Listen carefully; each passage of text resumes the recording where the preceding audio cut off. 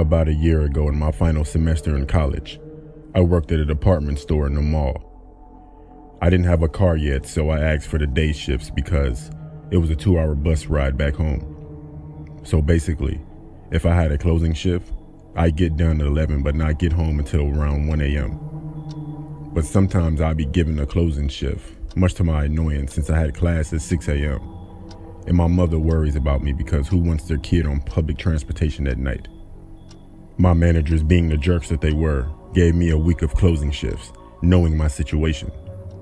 I was pissed, but whatever.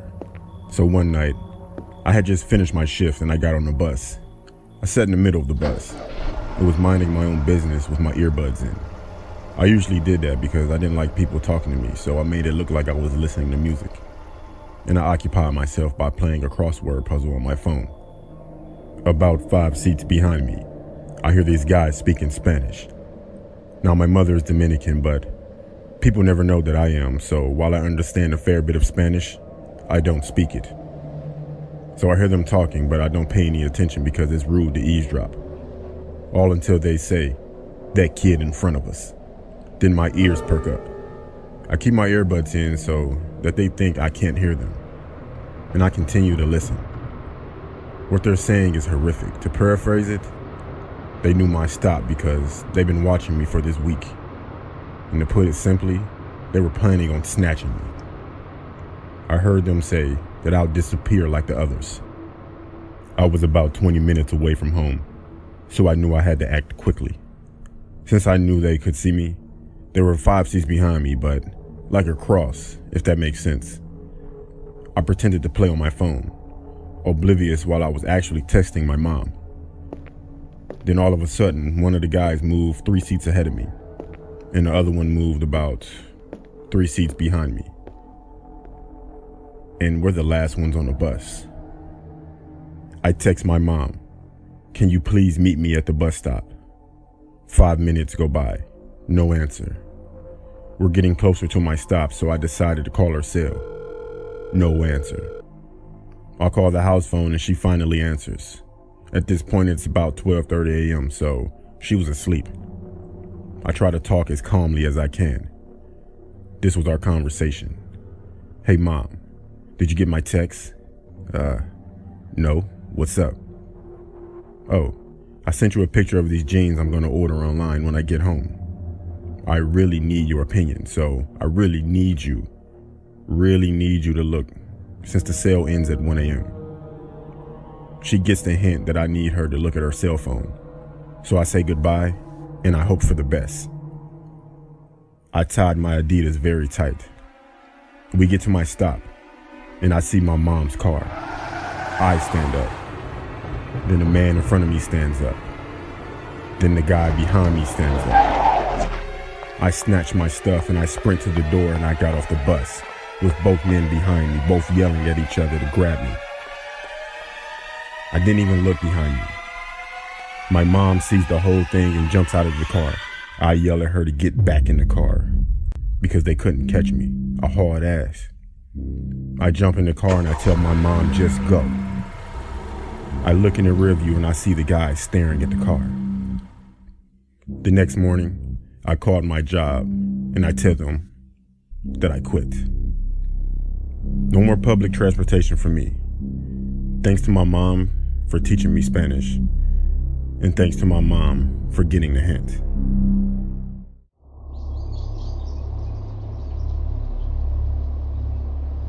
To fully appreciate the background of this story, I need to give you information regarding the place where I live. You see, we were in a temporary living situation. Our house had burned to the ground, and we lost everything. Fortunately, my parents had insurance, and they put us in a temporary living position. As an only child, I had my own room, and my parents had a separate room. I was about 15 at the time, and that place always gave me the creeps. I don't think a day would go by where I couldn't find myself terrified in that area. The place itself wasn't really bad, but the situation and the location were not that great. But still, we knew it wouldn't last forever, so we just didn't get too comfortable. I did get a free complimentary breakfast before going to school, and also the clerk or the admin who worked behind the counter of the motel was quite nice, and whenever I got back from school, he was always on shift. He would try to strike conversation with me. Now, because we are living in a motel, he obviously has the key, and so he can get into our room. The thought of it was a little creepy for me, so I started putting the do not disturb sign up all the time. My parents kept telling me to take it off because otherwise our room wouldn't be cleaned, which, to be fair, was necessary. A few weeks have come to pass, and I still didn't feel really good about the place. There was just something about it that gave me the creeps. I remember it was a Wednesday. I tended to my homework in the morning and ate a few bits for breakfast and plowed through as much as I could. I would think of excuses if I didn't have enough time to finish. Now, the way this is set up is that the banquet hall is right after the front desk, and from where I was sitting, I had a clear view of the creeper guy. So he got 2 guests, talked to them, and when they left, he left too. I assumed that it was something related to that family, and that his business was needed elsewhere, but I was wrong. I never saw him return. When I returned to my room to grab some books, I suddenly felt really strange. I stood there for some time, and I swear I could hear someone breathing. It was the first time in my life I had felt true fear, and panic engulfed me. I stood there, panicking, not knowing what to do. I looked at my wristwatch and realized that time was running out, and that I had to leave soon. Otherwise, I wouldn't catch my bus and reach school in time. So full of trepidation that I crept to the closet and swung open the closet door, only to be met with the strange guy.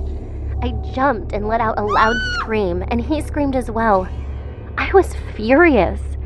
I wasn't sure what he was doing in the room, but I was very, very upset. I screamed for my parents, who ran into my room, and screamed at the guy who was still in the closet. My dad started yelling at him and asked what he was doing spying on a 14-year-old girl, to which he had no reply.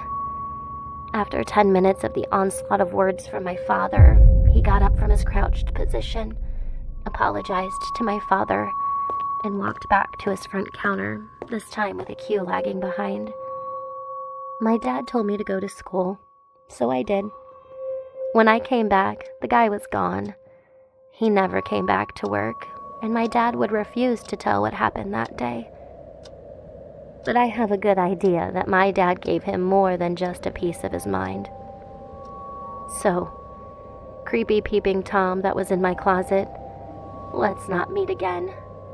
I really hope that you didn't see more than I wanted you to, weirdo.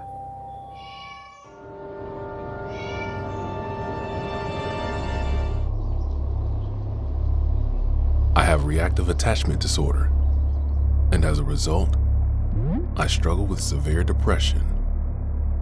However, I don't take any medication. I say that because I was going through one of the worst bouts of depression I had suffered in a year and a half. And I wasn't hallucinating because of the medication. It was Tuesday night, or Wednesday morning, October 13th to 14th. I had cried myself to sleep like I had done for however many hours before. When I woke up, it was 3:34 a.m. My cat Betty was walking around on the bed, and for some reason, my alarm on my phone was going off. I used the Sleep Cycle app, and the alarm was going off even though I had set it for 5:30 to 6 a.m. So I am frustrated that it decided to stop working correctly. Then, I hear that my computer in the living room turns on. I thought that my other cat Vader must have knocked the mouse while wailing over the desk. Then I see the light turn on from the monitor, What? I thought. I was kind of pissed, so I started grumbling about the cats walking around, alarms going off unreasonably, and Vader knocking things about. Until I turned on the bedside lamp and saw both cats are lying at the end of my bed. Looking into my living room, I froze. I was so confused. I was trying to make sense of it when I heard my main door open, like the screen door first, then the front doorknob. Then I heard someone move across the carpet. Unlike the movies, I jumped out of bed as quietly as possible, wondering how the hell was someone entering my apartment, as I sure as hell locked the front door to the apartment. I silently stepped into the hall and peeked around the corner. My cats nonchalantly decided to ignore the obvious home invader, thief, or murderer that had entered our home. I looked around the corner, and the door was closed. The lights were off, the monitor was off, but I could hear the computer running. I stood there frozen and listened for any noise for God knows how long, but I could not make sense of it at all and couldn't sleep the whole night. It wasn't a dream. Maybe I was sleepwalking. I don't know. But I have never been afraid of my apartment, and at that very moment, I felt very afraid. Very much alone. It hasn't happened again. Or maybe it has. I just don't know.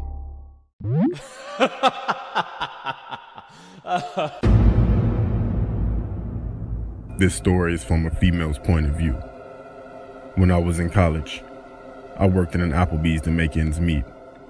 I worked there from freshman year to senior year, so I had some regular customers. I had one that tipped me the most, and his name was Larry. Anyways, one day, while at work, I received a friend request on Facebook from a guy that was really attractive. I checked his page out before I accepted it, and it seemed legit, and he was in my city. As soon as I accepted it, he messaged me and said, "Hey, thanks for accepting my request." That was usually code for creep when someone does that, but he was cute. I said no problem, and we continued to converse. Eventually, after a few days chatting, we decided to go on a date. I decided to meet at Chili's on a Friday at 6 p.m. because I don't know this guy, and maybe he's crazy. I arrived at the restaurant before him, and I messaged him to let him know that our table was under my name, and he said okay.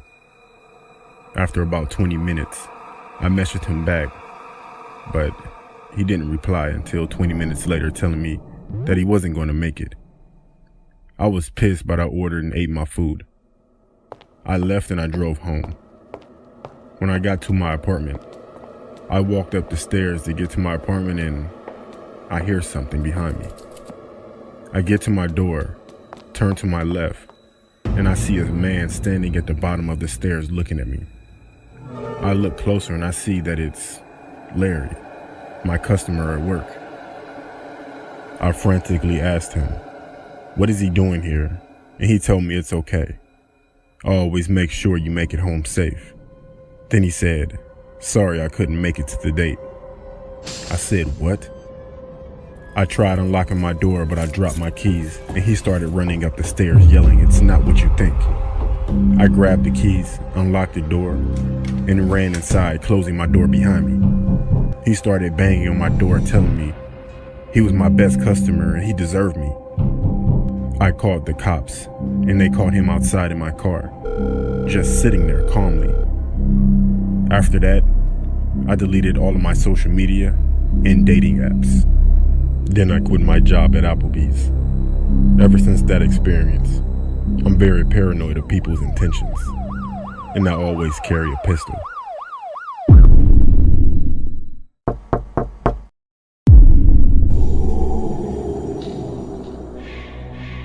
I'm 30 years old, and this story took place when I was 13. My mother was a single mom, and she had to work 2 jobs. So I was home alone a lot, but it was okay because I was used to it. One night, I was watching TV while eating ice cream, and someone knocked at the front door. I was wondering who it could be, as my friends never came out this late and my mom would always use her key to get in. I opened the door, and it was a man standing there with his hands in his pockets. I said, "Hello?" He replied, "Hello, young lady. Are your parents home?" Stupidly, I said, "No. My mom isn't home right now. You have to come back tomorrow." He then said with a surprised smile on his face, "Oh, you're all alone, huh?" I said, "Yeah, I am." He replied with, "Okay, young lady. Have a nice night. Don't get into any trouble." He then walked away and I closed the door. He seemed friendly, but also weird at the same time. He was a little funny looking though. He was balding and had 70s style glasses on, with a mustache and bags under his eyes like he never slept. About 10 minutes passed, and there was another knock at the door. I got up to answer it, but before I opened the door, something told me to put the chain on. I don't know why, but my gut told me to do that. It was strange because we really didn't use the chain, but I'm glad I did, because as soon as I opened the door, it was pushed open, but abruptly stopped by the chain. Before I could even say or do anything, I looked through the crack of the door to see the same man again, and he said in a startled voice, Oh, hey there. I just wanted to make sure you were okay," as he stuttered. It was like he knew he failed getting inside the house and tried to play off any suspicion by speaking quickly and making it seem like he didn't just obviously try coming into the house. I said, "I'm fine, thanks," and I shut the door. At that time, I didn't really understand the situation or the dangers of what just happened. But still, I was a bit freaked out and wanted my mom to come home soon. An hour went by, and I was still thinking about what happened, so I started to watch a movie, trying to keep my mind occupied, when I heard, "Hey, let me in quick. I gotta tell you something." This was the scariest situation I've ever been in my life. It was the man once again. He was talking through the letterbox. I shouted, "Leave me alone." The letterbox closed. Then the man started banging on the front door, screaming, "Let me in, you little shit," while slamming the front door handle up and down trying to get in. I just stood back crying, praying he doesn't get in. He eventually gave up and left. My mom came home about 30 minutes later, just to find me crying, and I told her everything that happened. We told the police, but they never found this guy. I look back, and I think how grateful I am that I had the feeling to put the chain on the door. I hate to think what that man would have done if he had managed to get in.